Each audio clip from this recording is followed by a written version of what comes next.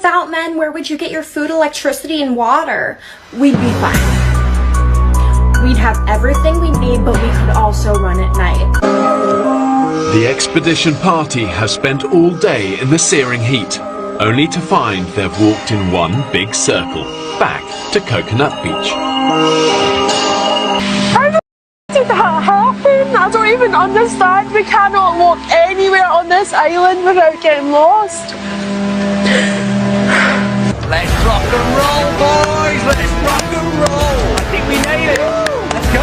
Let's go! Oh, this is exciting. Yes! Why is it you're so adamant you're right all Just the time? hold on. I'm not adamant I'm right. Yes, you are, because you're dismissing everybody else. Listen, I'm... Second one, boys, and the third, fourth, fifth, sixth, seventh. I'm telling you, I'm not gonna come out!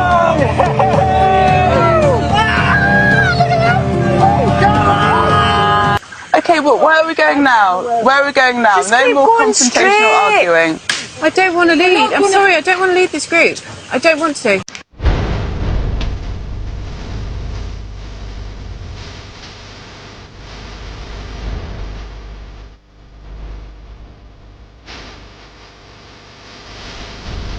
What the... I can't deal with this.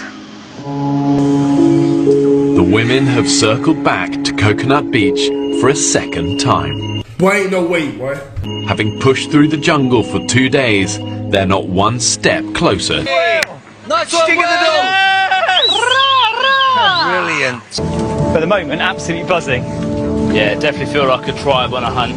Yeah, it does, doesn't it? Everyone's come out prepared. You really need to know how I'm feeling. I feel fine. Another day at the office.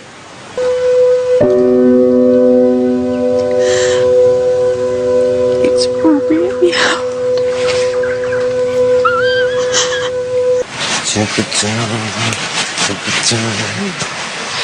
I feel really good, yeah. Oh my God, that's Yeah, it's enormous. It's watching us. No! Though potentially deadly to humans, a crocodile of this size could provide tens of thousands of calories for the women, who have barely eaten in days. The women decide to walk away from this potentially life-saving feast. What are you doing? That shifty little got closer, hasn't he? He's not scared of us. Look at me! Look at me! Ooh, ooh, ooh! You're in, you're in, you're in, you're in, you're in, you're in. Here we go, puppy dog! Yes. Go! Okay, so I just got into my car after going on a date, right? And let me just tell you something. I don't know what the deal is with, like, men now, but I had told him prior that I will be having pre- and post-date expenses, and is that okay? And are you going to cover them? And I don't know if he wasn't listening or, like, what the deal was or whatever, but when I handed him the white envelope, he looked shocked, and then he opened it, and it's receipts. Hello? Pre-post-date expenses. Hello? Pre- and post-date expenses. Are you freaking kidding me? Do y'all not realize what that sounds like? Do y'all not realize what that actually makes you when you require payment for expenses? Well, in case you can't figure it out, let me see if I can explain it to you. It makes you a business, not a person. You know, kind of like, say, Amazon or Walmart has fees for, let's call it, delivering the goods, as it were. But okay. Anyway, let's see some more of what she has to say, shall we? Like, what kind of females do you be dating? You know what I'm saying? So Oh, darling, what kind of females do we be? How'd you put it? All right, dating? Well, most guys prefer to date the amateur females, not the professional ones. Just saying. anyway, so I handed it to him, and he literally looked shocked at me and said, I can't cover this. Well played, sir. Well played, and I hope right afterward you got up and walked out the door. It was $478 for pre- and post-date expenses. $478? For what?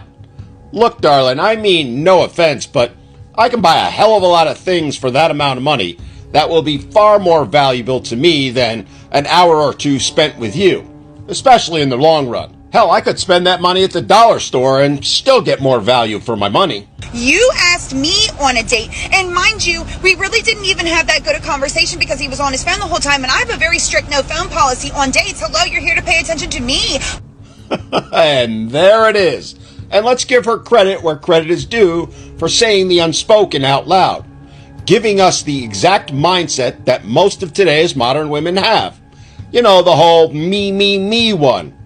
Good Lord. Look at all the effort that I had to put into going on this date, and now you have a problem with pre- and post-date expenses? Are you kidding? Oh my. No, darling. We're not kidding. We're just... Buckle up, guys. Today we're stepping straight into chaos.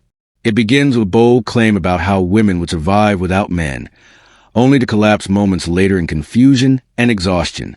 The group finds themselves right back where they started, lost and frustrated, circling the same beach twice. Voices rise, tempers flare, and leadership begins to crumble. What was once confidence turns into chaos, exposing how ego and pride can turn teamwork into a battlefield of stubbornness. Problem with signing a piece of paper. Just sign it and just forget about it. Yeah, that piece of paper is like a sword in my heart. It means you don't trust me. A prenup to me means that your partner thinks that you're going to take everything if all else fails, which after 5 years of being together and having a son together, Sean should 100% trust me. I mean, everything's wonderful now that I've seen what my parents went through. I just don't want to go through the same thing. What's the harm of talking to a lawyer? To me, it feels like Sean is treating our marriage like another business contract and not like a unity of love and commitment. Okay, I'm not signing anything, and you need to just know that you want me or you don't.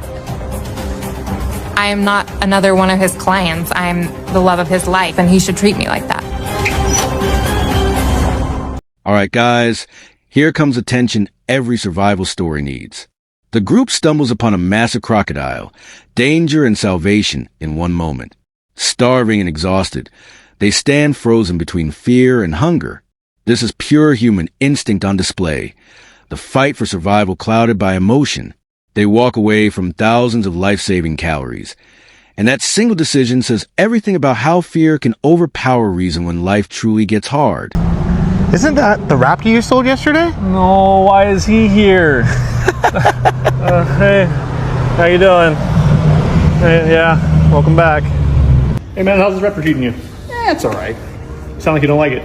Nah, it's my wife, man. Not the right car?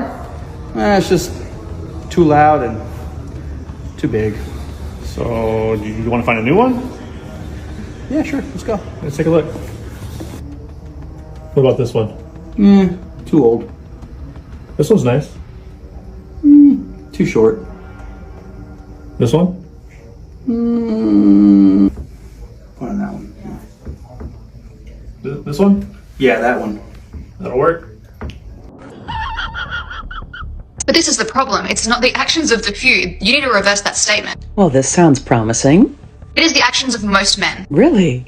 So most men do the same things, do they? Somehow I find that extremely hard to believe. Most men. There are very few that do not act this way. Which way? Pointing out illogical?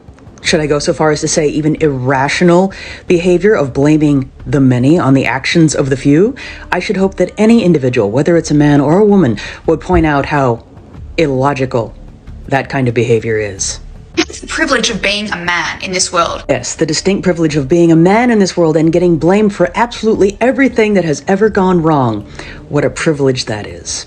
We have the lived experience every single day since we are young women dealing with men like this. You will never in your lifetime feel safe as a woman as long as there are men in the world like this. This is one of those situations in which I will say again that an individual should only speak for themselves, not for all women, because not all of us feel unsafe just because there are men. Now the scene shifts from survival to society. A woman proudly reveals her demand for pre- and post-date expenses, sparking outrage and disbelief. The commentator's reaction slices through entitlement and double standards like a knife. This part feels like a modern courtroom of logic versus delusion, a raw display of how relationships today have turned into transactions. Every sentence hits harder, exposing how accountability is often the first casualty in modern. If we give a woman the right to opt out of motherhood, should we also give a man the right to opt out of fatherhood and 18 years of child support? I agree. You don't agree? No, I don't know. But if a mom walks into an abortion clinic and says, you know what, I'm not feeling this, and gets an abortion, the dad has no say. How come this mom can't? Let's just say it's a one-night stand, just hypothetical, and the mom comes back to the dad and is like, hey, I'm pregnant. Why can't he opt out if she was able to say, hey, I don't want this baby? It's a double standard.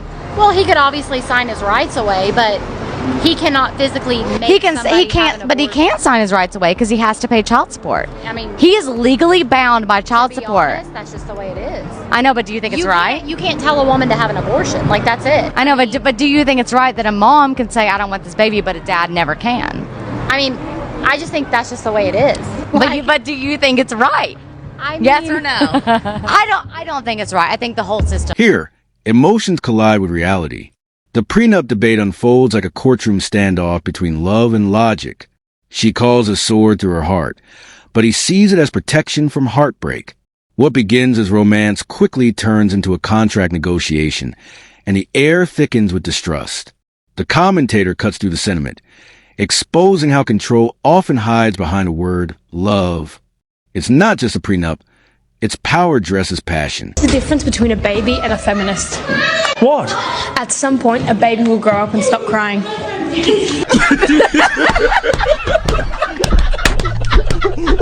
Ooh, this is. Oh, yeah, that's much better. That's not yours? Hell yeah, it's mine. I paid for it. Better be mine. Shit, I still got the receipt. I might take it back. I get a goatee or something. Wait, put this up. You straight? Yeah, I'm good. Okay. So I see you work out a lot. I mean, sometimes. Yeah? I want to come up off it. It's kind of hot. Know what I mean? What's that? Look, relax, shorty. Don't even act like that. I'm sure your hair ain't real. Oh my god! Oh hell no, I can't do this. Was like that, and you don't like short dudes. Come here.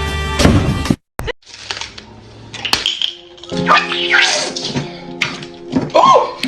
I thought you wanted red. What? You don't lost it. I thought you red. You better clean up all this No, mess. Dion, that's too much. You better clean up all this mess. You better clean up all this mess, though. That's crazy. You better clean all that mess up. What? Y'all see how aggressively she grabbed him as he started to walk away? Like, look at the anger in her eyes. And if she didn't have this moment where she remembered they were recording this whole event, I think she probably was about to hit that guy. And this is just a friendly reminder that men can be physically abused by women too. I cannot tell you how many videos and messages I have gotten from guys who have experienced this. Reports show that 1 in 10 men will experience this. And the problem is, when it happens, we are completely powerless, especially if it's her word against ours and it's not blatantly obvious. Our system is set up to protect the women. And if you think a woman that would domestically abuse a man wouldn't lie about it like she's some type of saint, you're absolutely wrong. All right, guys, this next moment digs deeper into the divide between fairness and emotion. The talk turns to gender privileges, safety, and the double standards of parenthood.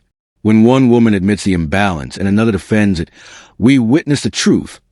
Morality only matters when it's convenient. The discussion burns with honesty and contradiction, showing how modern equality debates often crumble when comfort meets accountability. It's sharp, unsettling, and brutally revealing. You know what I think, though? What do you think? I'm not dating anybody. You're not dating anybody. Couldn't we go on a date that's not romantically inclined? You mean like hang out like we normally do? What? Yes. September, you're running out of time. It's National Take a Man on a Date Month. Many experts recommend a budget range of $300 to $500 so the men can feel appreciated, because I feel unappreciated. So you're saying I have to take you out Yes. for 300? How much? What was the price range? Let's just make it $400. Oh, let's just make it $400. You didn't even take me out for my birthday this year. God, I'm still waiting on that. That was in April, and she still remembers. Yeah, that. I'm not gonna forget it. Oh. So when you do that, then sure, you'll get a. Why do we have to do $400? You know you don't love McDonald's or something? Listen, the dollar menu, they got some great stuff. You can get like a $1 sweet iced tea. The value. Can you imagine if somebody took you on a date to McDonald's? What would you? If some guy took you on a date to McDonald's, what would you I think? would be so pleased. Like, wow, they're so conscious with their money, and they're. The clock is ticking. I don't even know where to go for a $400 meal. Like, where do you even go to? Don't worry, I'll find something. I bet you will. The final act delivers raw truth. A woman's aggression caught on camera flips the victim narrative entirely, reminding us that abuse knows no gender. The commentary hits hard, exposing how men often suffer in silence and why evidence has become their only shield. As it ends, the tone softens into irony. The $400 date demand that closes the story sums it all up. Entitlement, ego, and double standards wrapped in laughter. It's not just a conclusion. It's the perfect reflection of everything that came before.